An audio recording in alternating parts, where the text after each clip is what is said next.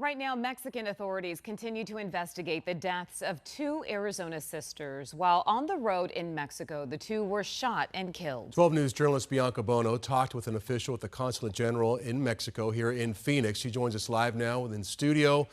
Such a mysterious shooting and killing. So I'm anxious to learn more about it, Bianca. Yeah, and thankfully we are getting some more information today. And so many Arizonans travel to Sonora, to areas like Rocky Point on a regular basis. So ahead of what will likely be a very busy weekend there, we sought advice from experts on how you can stay safe.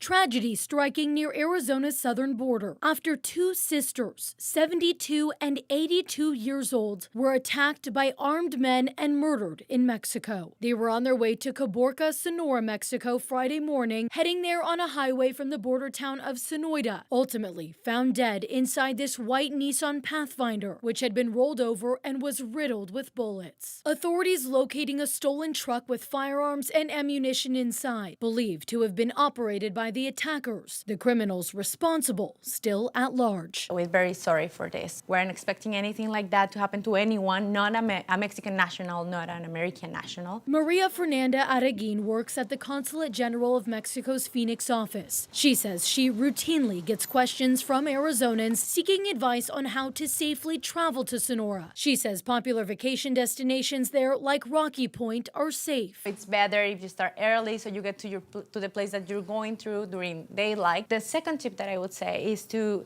stop in public places. Right now, the U.S. Department of State has issued a travel advisory for Sonora, telling Americans to reconsider visiting the area due to crime and kidnapping. We tend to focus on the things that are going wrong, and there are a lot of things that are going well in Mexico. Concerns over Sonora's safety are familiar to Mike Jarvinen and his wife, Linnell. It's very safe. And my wife travels it 3 days a week. It's part of what inspired Linnell to start their business nearly 20 years ago. Head out to Rocky Point, a shuttle service bringing groups from Phoenix to the beach destination. She worked in Phoenix in the reservation business for Rocky Point reservations and just heard the need of how to get down there.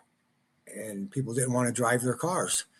And they're a little leery about the whole situation, so we just started it. As Sonora's Attorney General and the FBI investigate the tragic deaths, looking to arrest the criminal group responsible, experts say there are ways to safely visit the area. The federal government and also the local governments have been working so hard to get security through everywhere in Mexico. And both Araguin and Jarvinen gave so many more tips on south of the border travel. We've listed those for you on our website, 12news.com. Guys?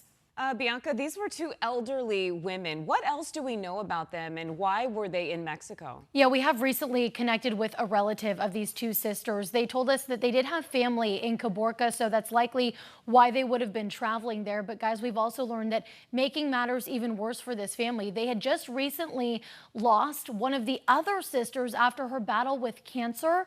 So this family was already mourning the loss of one of these relatives. They were planning a service for her. We've learned that they've now had to readjust their plans, and on Friday they'll be holding a service for all three of the sisters. It's just a devastating situation. Yeah, off the beaten tourist path for sure, but still so mysterious. Why would this crime be committed? This elderly woman. Thank you.